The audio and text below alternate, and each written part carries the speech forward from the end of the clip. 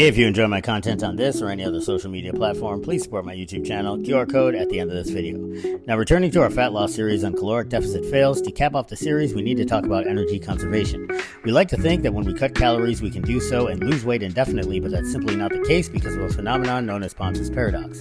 In other words, during too large a deficit, to make the cost of keeping the lights on cheaper, so to speak, your body will use every opportunity to move less and thus conserve calories spent. How does this manifest? Easy.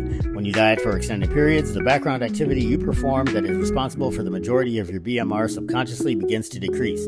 You move less. You sit still for longer. You start parking closer to the door. You don't fidget as much with your fingers. You don't tap your feet under your desk as much, etc.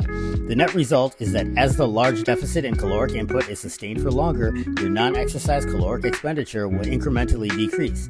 What this means practically is that you will observe non-linear fat loss if you maintain the same large deficit for a meaningful period of time.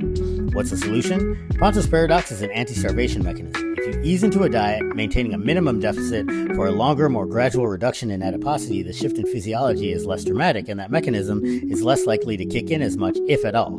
So if your fat loss has slowed, or your deficit has stopped working entirely, and your energy levels are tanked, this is likely the reason. You've been dieting too hard for too long. Reduce your deficit to a more manageable number and adopt a patient, long-term lifestyle approach. That way, while getting lean, you can stay in the fight.